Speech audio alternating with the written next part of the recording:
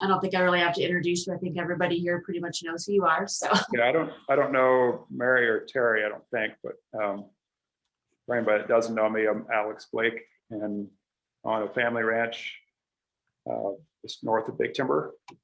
My folks are actually both East Coast, families, and they moved out here in the early 70s. We have a cow calf operation and also a tree nursery, which most years has been the much bigger part of our business, but we're working pretty hard on figuring out ways to split the two parts of our business, maybe not legally, but financially do a better job of splitting that. And that's been a project we've been working on through Ranching for Profit, and also part of the reason for this trip was just see how some other people are making these somewhat complex family operations work. So my mom and dad are still here, and then my younger brother is here as well, and he's mostly running the nursery, but it's a small enough operation that we all end up working together to make the whole thing work. So, let me see if I can do that share screen.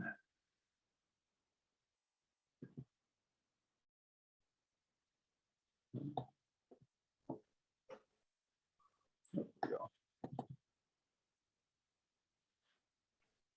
So Holly mentioned in the, I'm hoping I can make the PowerPoint work. Here we go. Yeah, Holly mentioned in the sort of intro email, my wife and our 2-year-old daughter and a 13-year-old dog set off on a 3.5-month RV tour this past winter. Left, I think, December 24th. The whole plan had been hatched. I think it was probably late August we first started talking about it.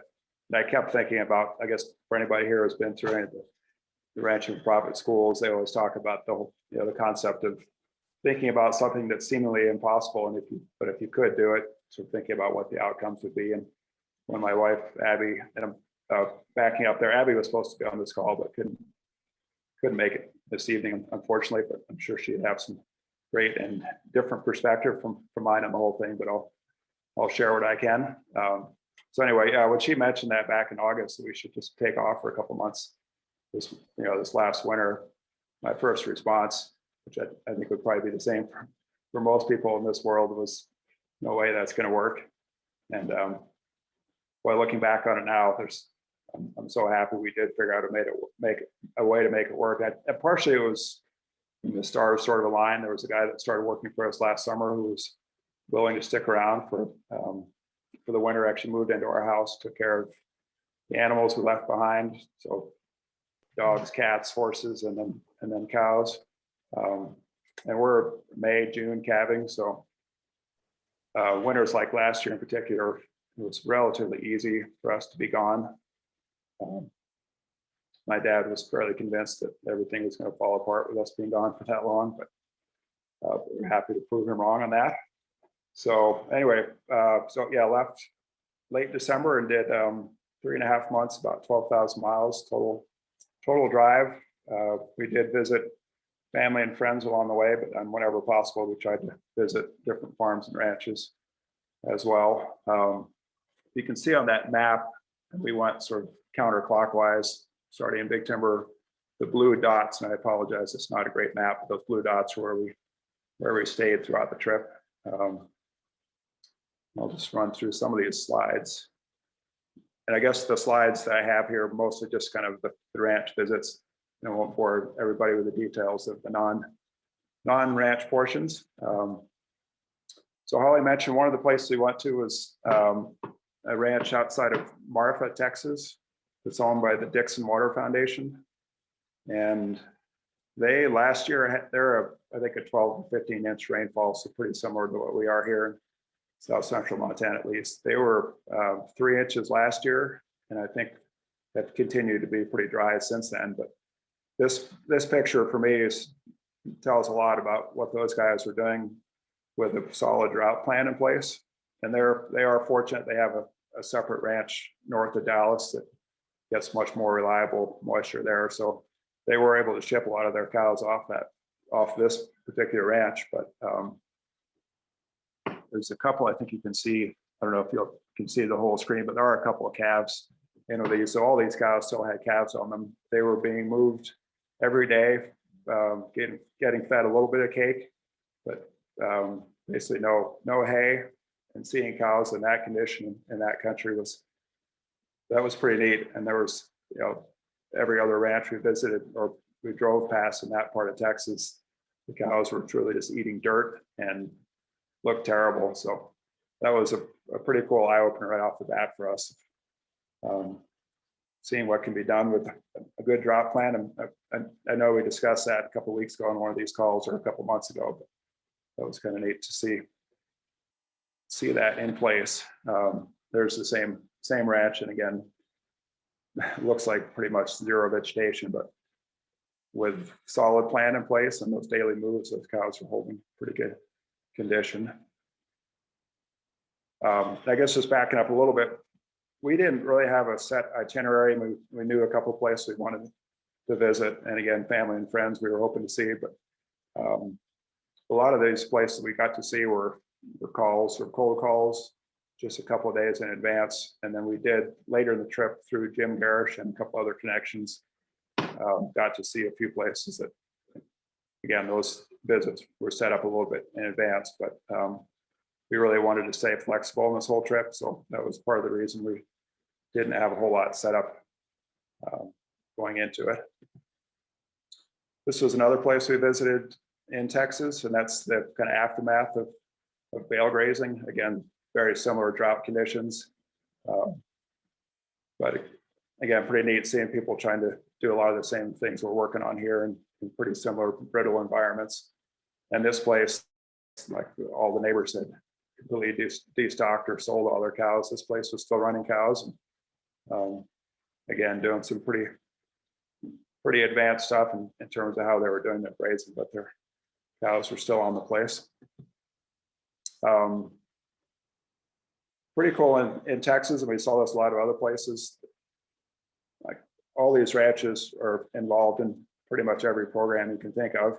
So the Audubon program, I had not seen this certified bee friendly before. And there was a couple more, but they all, you know, proudly hang all these different signs at their gates.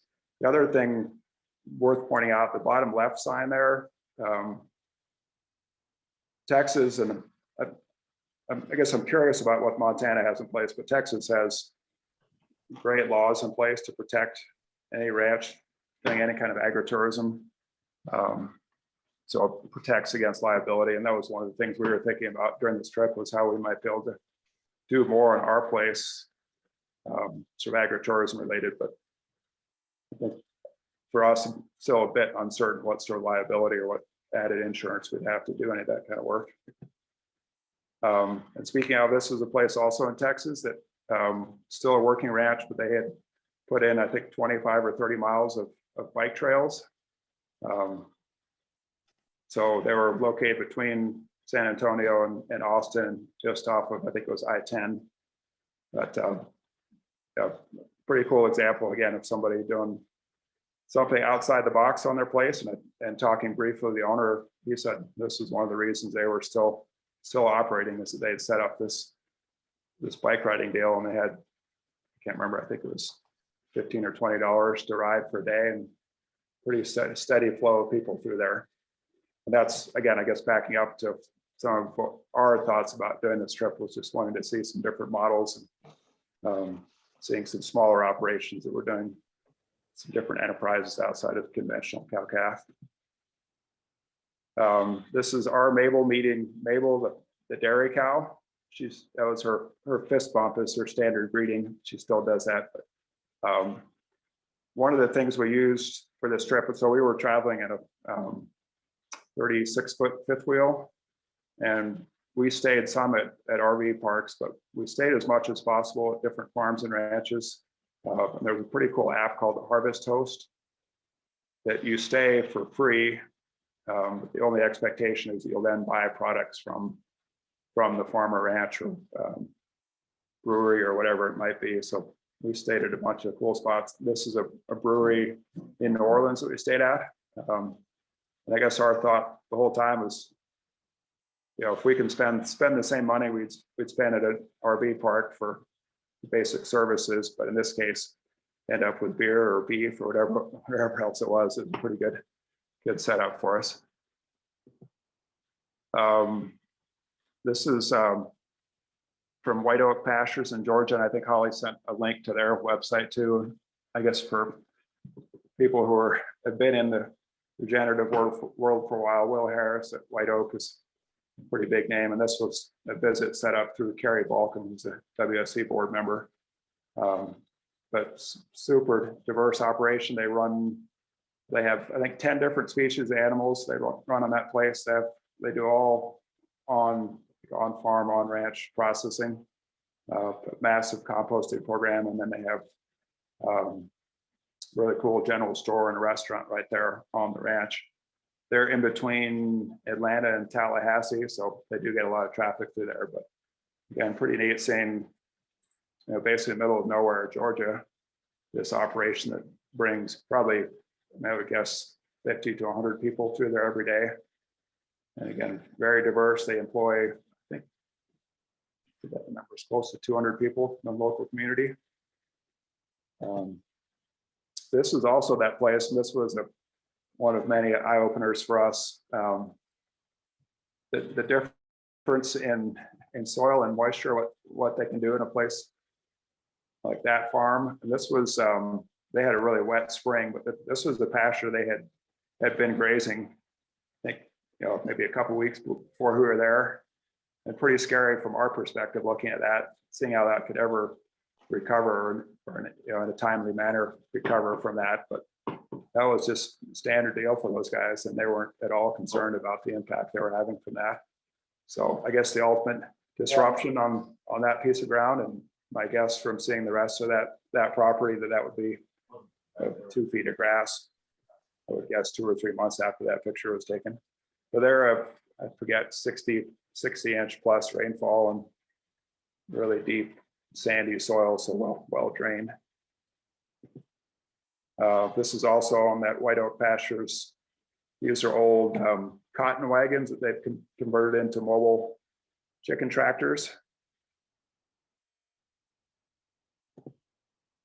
This was that top glass is some soil off White Oak Pastures, and then that bottom one is Will claimed was just across the fence line on his neighbor's place. So I know we all see those pictures of comparing soils in different properties. You're never totally sure what the parameters were for the collection, but I think pretty telling about what they were accomplishing on that place versus all the neighbors who are very conventional livestock and farming operations.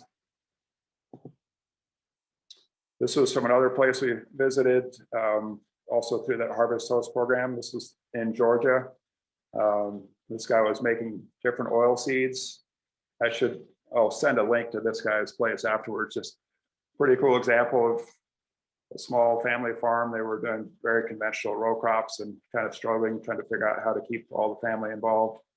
And this guy, I'm forgetting his name right now, but he started up this small oilseed business, and he's, I don't know, over the last 4 or 5 years, twice been in the Wall Street Journal and New York Times, and has all these celebrity chefs from all over the country that are desperate for these products he's making. And again, totally middle of nowhere, Georgia.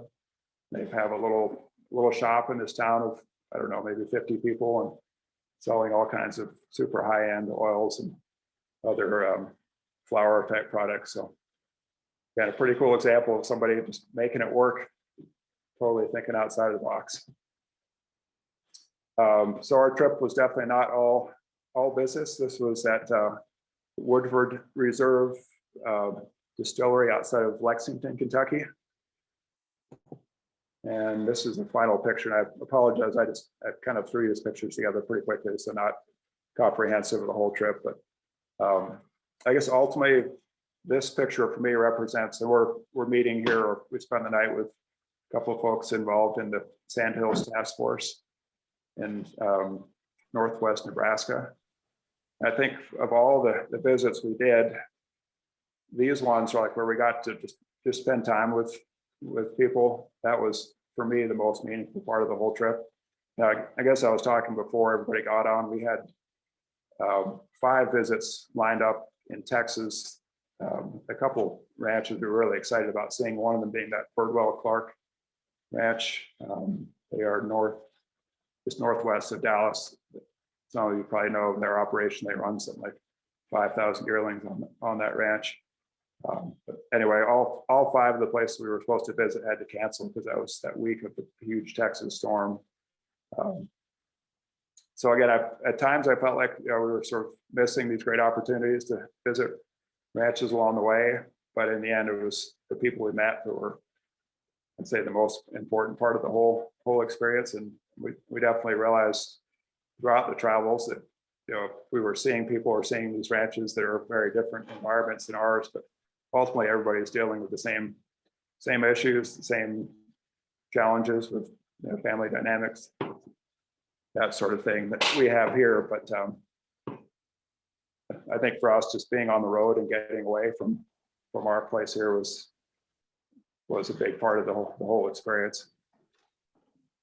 So I guess I'll pause briefly there if anybody has any questions about the travels, and I could also just talk about some of the other sort of lessons learned as well for us. I guess would love to hear other people's experiences of doing something that really challenged either sort of the family dynamics or paradigms of their own operations.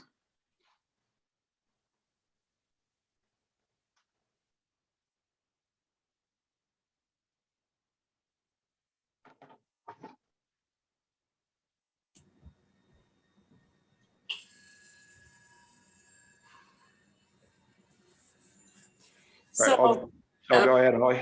I just was gonna ask, so what made you decide to do this trip? We're wishing that Bill Milton was on this trip. We've been working with Bill for a couple of years and trying to figure out sort of a path forward with our place by or figuring out our succession planning. The feeling right now is our operation's just not big enough to be run as a relatively conventional place. So for us, really wanting to get out and see what other people were doing, and then just, I guess, just kind of getting a break from everything here too. And we love living here, I love working here, but it seemed like a great opportunity. And doing the trip with Mabel before she was in school, I guess those were some of the things that just, I guess for us, just wanting a different perspective on what we were trying to do here, and hopefully learning from other people as we traveled. Plus, being closed up through COVID for all that time, we were pretty excited about getting on the road, and this seemed like a pretty easy way to do it, just being totally self-contained with that RV for the fifth wheel.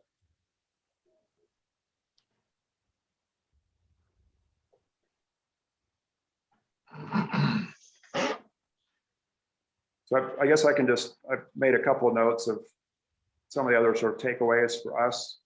It was really great getting out and meeting other people in the ag community who are probably thinking a little bit differently than most others. So I think we felt pretty comfortable with most of those people we met, just sharing our experiences and hearing about their experiences of again, sort of challenging the paradigms on their own places. I do feel like we're really fortunate in Montana to have such a great network of people. 2 different places we visited, one that the guy, the Dixon Water Foundation, and another guy in central Nebraska.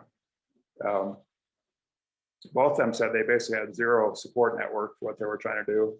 Lots of very skeptical neighbors. And then one of the guys told us, the guy in Nebraska said he could spend a whole year going to the local bar and having conversations there, and he would have gotten less out of all that than he did like hanging out for us for about 2 hours on his ranch. So there may have been some hyperbole of that, but he was just so excited to have somebody that was interested in what he was doing with grazing, and people were excited about soils. So I think that for us just really drove home the point that we are really fortunate that we have this community here in Montana.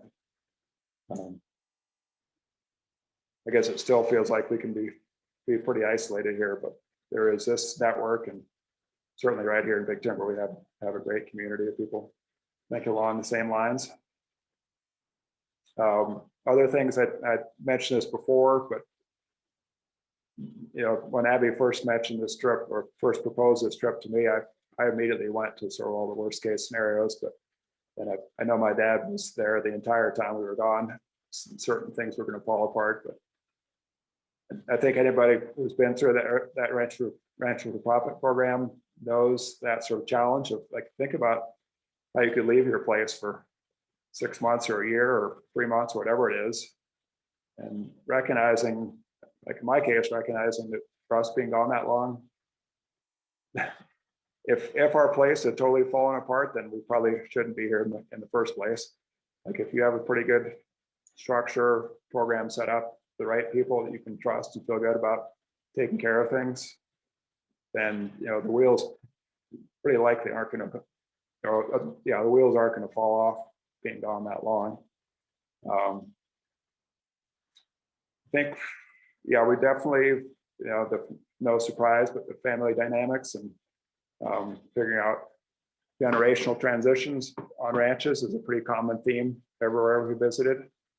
I've already talked about the drought plan, so that, again, as we go into drier and drier summer here, that's a big one that we've been thinking about and lessons learned from those places we visited. I think that's about it for some of the big points for me. I mentioned that app called Harvest Host, and we'll send out a link on that too. And we're doing a little more research because we've thought about setting it up here at our place to have RVers come stay.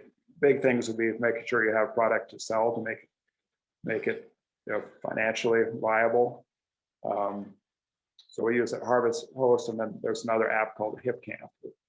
We stayed at a couple of places for that, and that for us was so great. Just not being at the RV parks, and nothing against them, but we were definitely new to the whole RV world. So some good things we learned from going to those places and talking to other RVers, but we just felt like we were missing out on quite a bit, not being out visiting people who were actually from those places we were visiting. One other thing I'll just mention, this is definitely outside of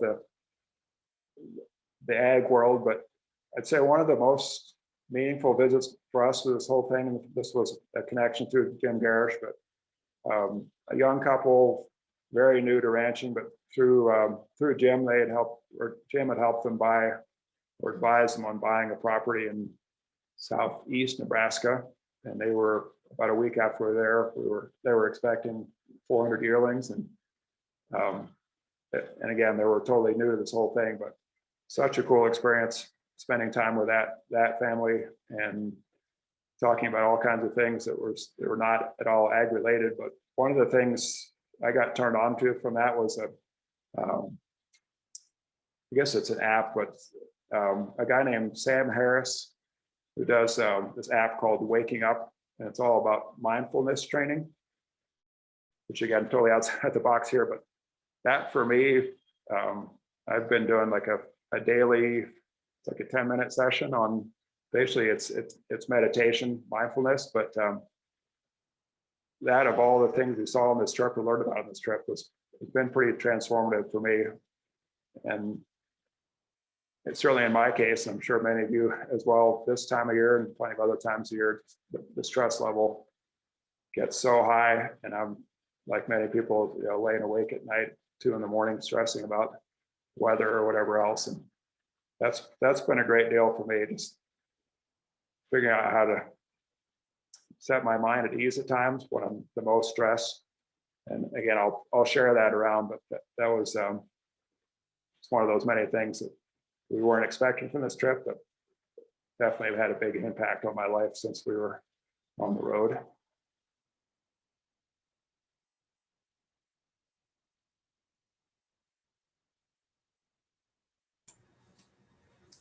So any other questions, comments? I'm sure there's plenty of myths to this. And again, I apologize for my wife, Abby, not being here to lend some of her perspective. I guess I got all kinds of thoughts, but I'm not very good at putting them together. But I guess from like a regenerative standpoint, were these the folks you visited? Were they all? Did they run the whole gamut of like long time to brand new, and or long time following these regenerative practices to like just brand new into it? Yeah, yep. I can't remember, Holly, you've probably looked at that Dixon Water Foundation website more recently than I have, but they've been doing it for 15, maybe 20 years. That Will Harris's White Oak Pastures, they've been doing it for, I would say, probably that same amount of time. So from those people to that family we visited with in Nebraska, that's, you know, they're like, this year is their first full year of truly doing it, and definitely jumping in full on. But I don't think there was any one of those places that we talked to that felt discouraged by what they were doing. I find myself sometimes sort of second guessing the whole process, but that for me was really great to get that confirmation from all these people in very different environments, but making it work. And Yeah, that was. Sorry, go ahead, Bart. No, I was just saying that was my follow up to it, was seeing the gamut of those different individuals. Did they feel it was successful no matter what stage they were in? I mean, I know everybody has issues and battles and move forward and backwards, but the long-term guys, were they still like, yeah, this is the ticket? And the new people, were they like, yeah, this is the ticket across the board? Yeah, they definitely were. Yep. I mean, I'd say some slightly varying levels of enthusiasm for it, but there was definitely nobody who was thinking at all about going back to anything conventional. And if anything, most of them wanted to get further and further away from conventional. And I think, you know, Tyrell, you touched on this before, but like a lot of the stuff we've tried to do here over the years is maybe only kind of going halfway on, you know, you mentioned just putting a single cross fence on a big pasture, and that's maybe a good place to start, but recognizing that it's not, can't be done everywhere, but a lot of places to really have the impacts we're all talking about wanting to have on our places, you've got to go all in. And I think that's like, you know, that's been a challenge for us here, is again, different family members having different ideas on how to do what we're doing in terms of grazing or anything else. I would say all these places we visited were at the spot again where they wanted to continue doing more and more of what they were already doing. So that was encouraging for me, seeing that. And again, like that place, in first place we visited in Texas, of all the places that would be really discouraged about going this track, they were the ones that were probably as enthusiastic as anybody, even with 3 inches of rainfall, having to do a major destock on their place. They were still completely sold on it. And that place was pretty cool because they've set aside part of that ranch and continue to run that very conventionally. So they had some very real on the ground comparisons of what's happening with the more intensive grazing versus very conventional grazing.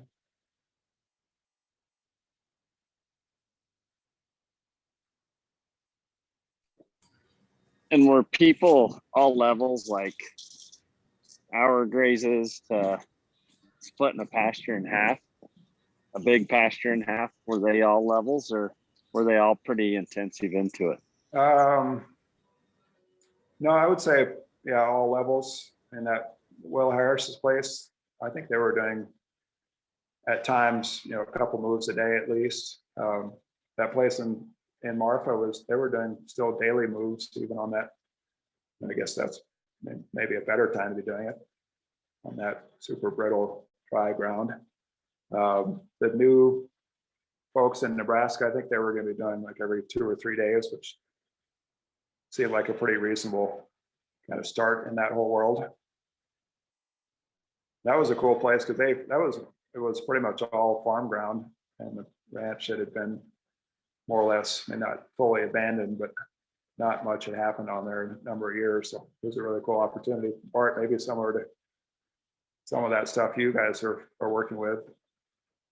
Kind of a clean slate to start with. A whole lot to learn about it, but they were really excited about getting things going there. I felt like they were pretty fortunate to have someone like Jim Garish on their team to be advising through the whole thing, but also pushing them pretty hard too to make some significant changes on that place.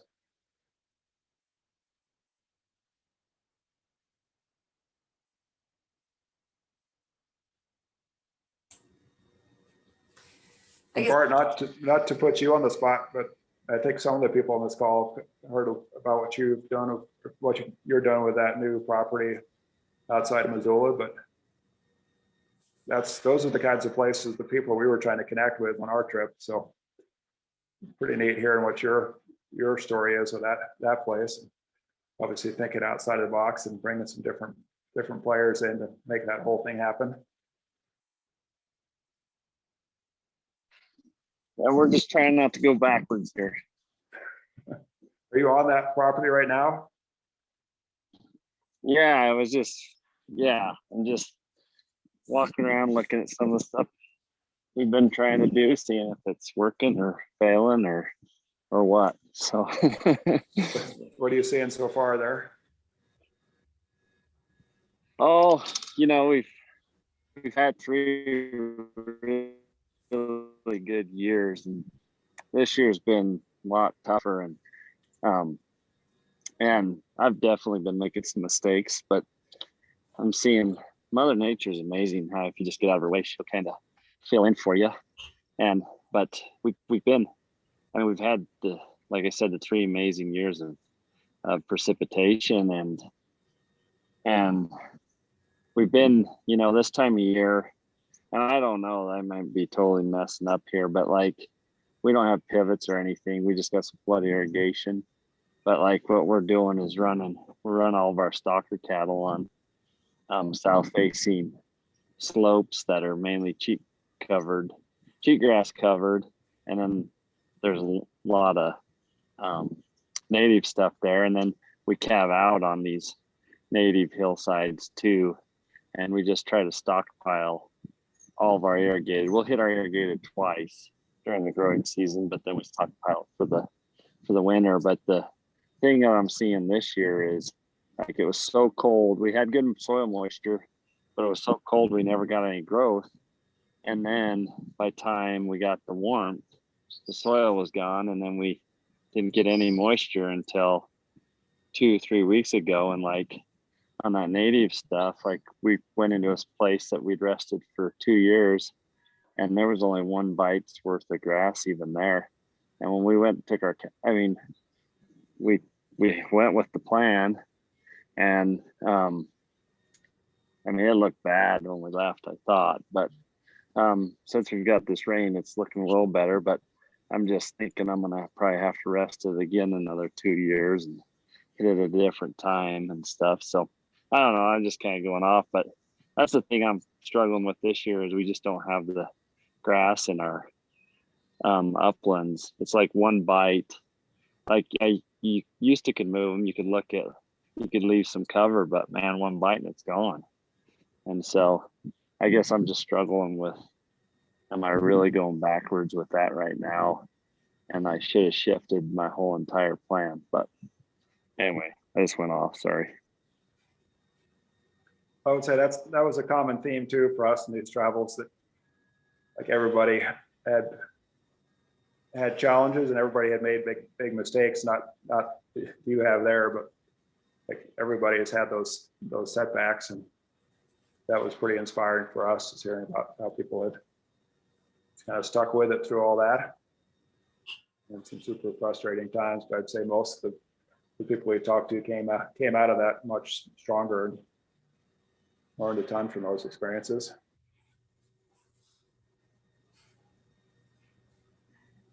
On that app that you had, when you'd stay for free, like did they have hookups and everything for you, or was it just did it depend? Some did. We had solar panels and we'll set up with our campers. We didn't need to have hookups. Some of the places would charge a little bit if you did want hookups. Others, it was still free, but it was, you know, maybe $5 or something like that for electrical. I guess most of them didn't have like the sewer hookups, but the electrical and water options were there. But you guys would probably be really well suited for that. Yeah, we're primed for it. What's that? I said we're primed for it. I hadn't thought about that. Yeah, yep. And there's no, yeah, I mean, certainly no obligation for people to buy stuff either, but everybody we talked to, and we stayed at probably, I don't know, maybe close to 10 different places through that. And everybody felt like, you know, they typically made at least a, you know, a small connection with people staying there, because they meet them and show them where to go and have a short conversation. That, I guess, I felt like that small connection, people really wanted to support them. It wasn't people just looking for a cheap place to stay and spend $2 on something and take off the next morning. I mean, the guy with the oilseed business, he said, you know, what he told us, it was like $85 was his average sales per visitor. So those people are paying, you know, we actually ended up paying more than that. We're spending more than that because we were looking for guests to bring back people here. But consider the typical RV park, you're spending $30 to maybe $45 per night. So there's people who are spending double that, staying in a cool spot, and then again, you end up with something you want and can use when you leave.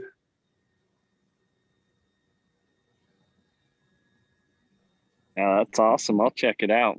So I think, I mean, we've just been struggling figuring out where we would put people. I think my dad would be horrified seeing a bunch of RVs on our place. He's still bothered by ours parked by our house, but being, you know, being close to an interstate, or any, you know, just well-traveled route, I think you guys would do really well with that.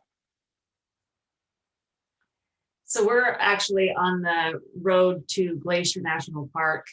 And I actually, a couple of weeks ago, got on that hip camp, and I'm not quite live yet. I gotta get some photos because it was just, our grass would not turn green for the longest time. But I'm doing 3 locations on our place, and there's no hookups. We're not doing tent camping because I think you have to add bathroom facilities for that if they camp, or if they do the tent camping. So basically all we're supplying is a spot for them to pull in their self-contained RV or camper, and we don't have to do anything with them. But you know, Glacier Park is, I mean, they don't have enough housing for people, and so I'm anxious to get it going live, because we're about 2.5 miles on a gravel road off of the main highway to Glacier. But I thought, why not try it and see what happens. So for hip camp, people will pay you, right? Yes, they, Although and probably less than RV parks. I think it's $40 a night. It is, okay. Yep.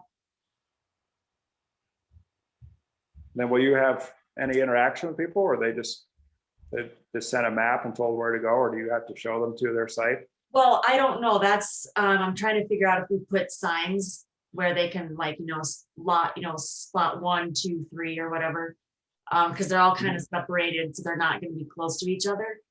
So I'm sure you'd have to probably be there, I would think, to make sure they get the right spot. So yeah, I mean, like I said, I haven't even gone live with them yet. I was waiting for some photos, so I did that. I just need to sit down and put it in. But I mean, heck, if you could do $120 a night, if you had all 3 spots taken care of, or a full. So, Yeah, but I will say, with your presentation, Alex, I think the 2 things that I thought were very interesting is, you know, we get a lot of people saying, well, you can't do this up here, it's way too dry. And I think the place in Texas was a perfect example of, no, you can do it anywhere.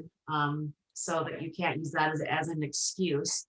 But the other thing I thought was very interesting is, a lot of us are still in that rancher mindset where you have just a few options. You have your bred cows, you have your yearlings, you have your, and these people are thinking so outside the box. And we can all say, oh, we live in a little podunk town, oh, that would never work here. But I mean, the little stores and the oil place. And I just think it's amazing that these people have thought this through more like a business than a ranch, and are being successful at it and having all these other enterprises. So I thought that was very, very interesting. Yeah, and I think every one of those people had the same story about either neighbors or family members or friends, bankers. They were like everybody skeptical of all these plans, and they were determined to make it work. And obviously, there's plenty of people that don't make it work, but those are some pretty great examples of people who had stuck with it.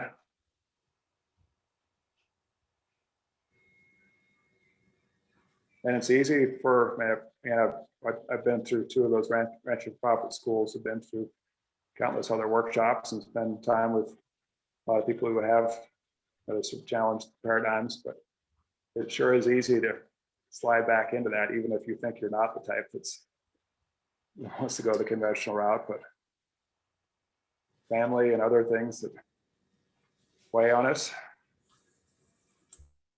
tradition, peer pressure from dead people. I saw that recently. What was the folks in Texas? What was their water source? How were they watering those cows on daily moves? They had, I think it was all, I guess it was all from wells and then pipeline. So they had put that system in pretty early. I think one of those, Holly, you may have sent a link to one of their videos. If not, I could send one out. There's one that just shows their whole pasture setup, and it's super flat ground. It's a pretty easy terrain to do.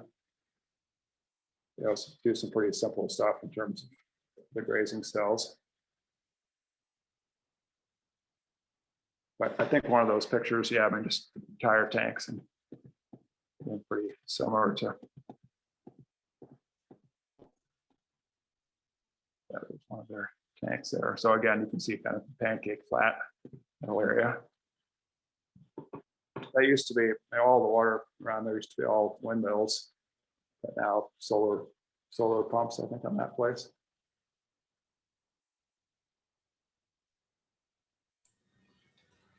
So kind of off subject, but Terry is asking in the chat, I don't know if everybody can look at that, but does anybody know if Montana has any agritourism liability laws? Has anybody looked into that? It's been on my list of things to do since we got back, and I have not. So I believe there are some laws, but I don't think they're very, maybe, I don't know what the term be. It's maybe not well written, or just not very strong. So it's maybe not the liability protection that some of these other states have. But that, yeah, like every single place we went to in Texas had one of those signs at their gate. And who knows, some of those things that everybody will say, none of that stuff holds up in the end to a good lawyer, but at least it's, better laid out than what we know of here in Montana.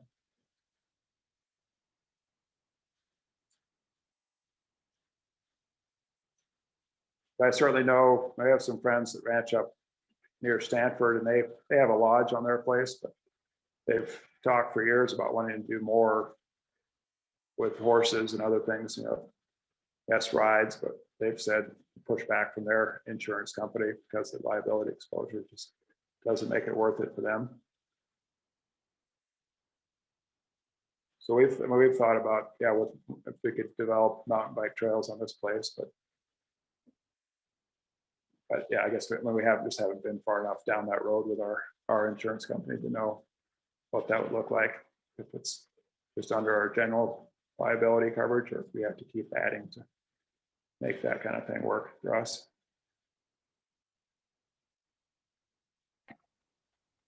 I wouldn't think you'd have, I mean, if we can get covered to sell beef directly, I would think with E. coli and all the threats of that, I would think, well, I don't know. I'm not speaking with knowledge. I'll be quiet. And Holly, for that hip camp, I think Harvest Host provides some liability coverage. What does hip camp have? They have a liability. Yep. They carry your insurance for it. Yeah. Do you feel like it would be enough, or do you obviously would have your own general liability? Yeah, and I haven't looked into that, and I probably should. I was just kind of reading through their liability, and it seems like it's pretty comprehensive. And looked at a lot of the reviews, because that would be my one major thing is, we can't afford to be sued. And it seemed like all the reviews were people felt like they were very secure, and had enough of the had enough insurance to make it worthwhile to do.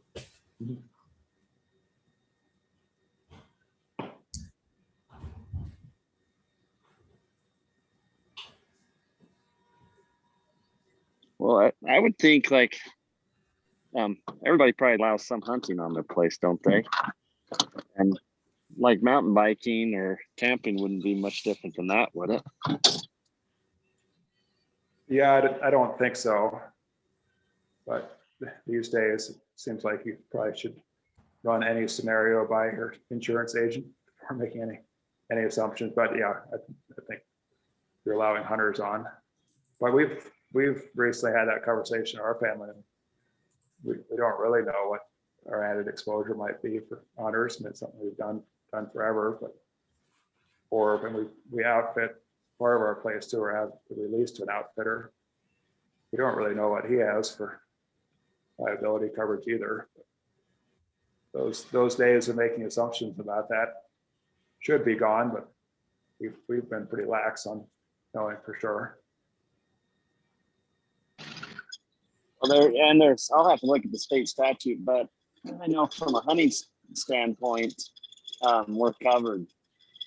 Private landowners are covered from that standpoint. I don't remember there. I mean, because it's a state statute that covers folks. I mean, you can get sued no matter what. People can sue you even if they completely have no grounds. But I know that there is a state statute that covers the private landowner if somebody comes on.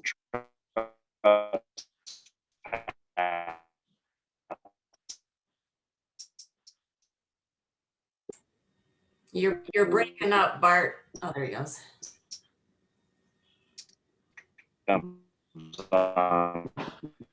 Breaks their leg, kind of a deal. It's just the whole talking about where it starts to change is when you take money, and I guess that's what everybody's talking about right here. So that probably wouldn't cover you. I think that's a reason that the Harvest Host option is appealing, because you're not taking any money in exchange for that people staying on your place.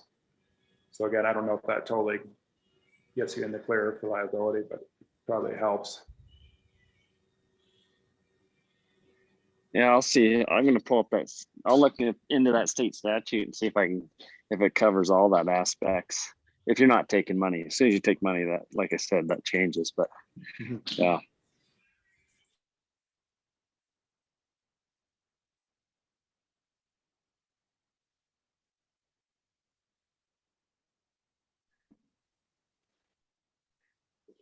So what was the biggest one takeaway you took from it from a ranching perspective, Alex? Well, it's a good question. I would say, one that comes to mind really is just anything is possible. And I guess I keep going back to these places that we saw in Texas, that like just being patient, which I have a hard time with that sometimes, but as you said, sometimes stepping aside and letting nature do its own thing.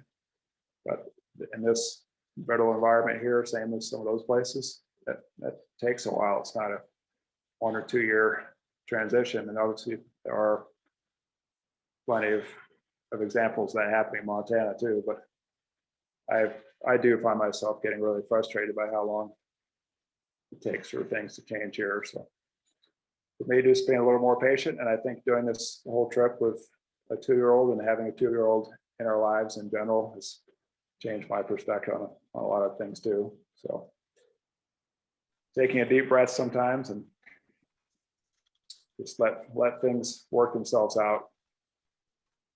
It's definitely been a very valuable lesson for me taken from that trip. And I know I've applied that plenty of times in 2 months we've been home already.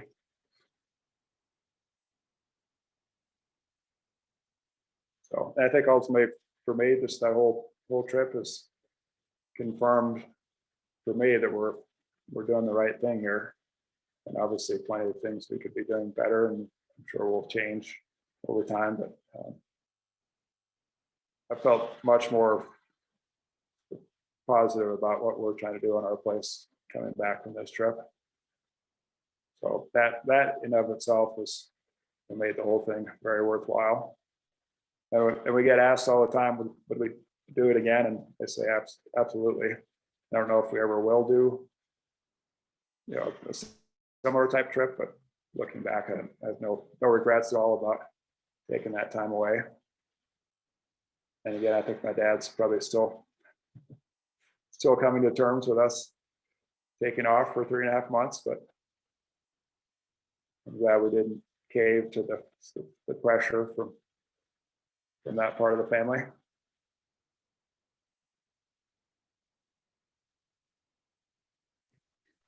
Well, good on you, and thanks for sharing. Appreciate it. Yeah.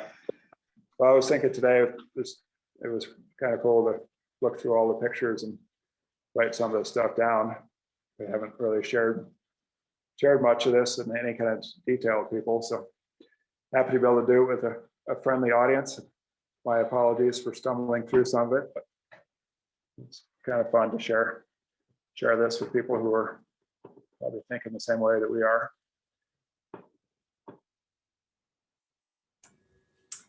Does anybody have any other questions for Bart or for Alex, or any other comments to make? Well, I guess if nobody else has any comments, thank you very much, Alex, for sharing that. And very interesting. It kind of just makes you think that it would be very beneficial, because we question what we're doing all the time, and I just think that reinforcement and knowing that there's other people that are going through this exact same issues as you are, I think that's pretty amazing that to be able to have that and see that. So yeah, I think that was awesome, and I would love to do the same thing. So very cool. Yeah, and we talked several times in the trip, like maybe we could have done the same thing, just touring around Montana and not done 12,000 miles. I mean, certainly for us, the trip was more than just going to visit ranches, but I think there's that opportunity here just locally too, to go visit places. And again, I'm very glad we did go do all these other pretty cool things along the way, but there certainly is so much we can learn from talking with other people. So I would encourage anyone else to do something like this. And it was neat talking to people that, all along our trip that want to come to Montana and do something similar here. So I said, yeah, we have a great network of people that would happily host people coming up, and those folks from Nebraska, the Sandhills Task Force.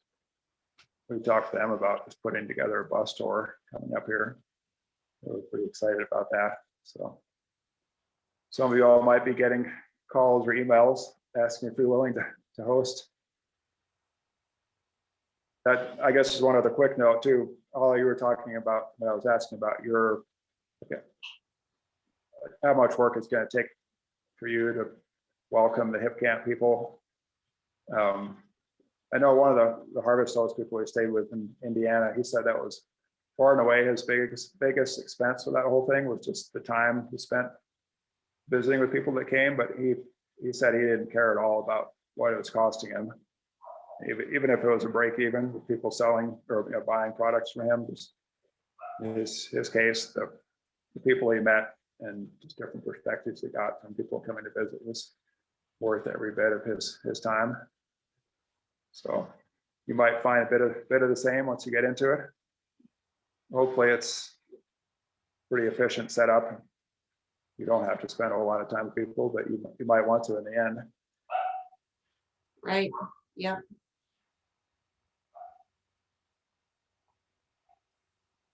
So I guess, well, thank you everybody for showing up. And I guess we'll call it a night, like I said, unless somebody else has a comment, but if not, I guess we'll say goodbye. All right, thanks all. Appreciate the questions and for sticking around for that whole thing. And thank you, Alex, again.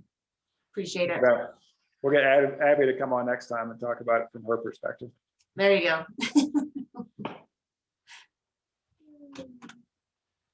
All right, thanks, Holly. Good night, all. Good night.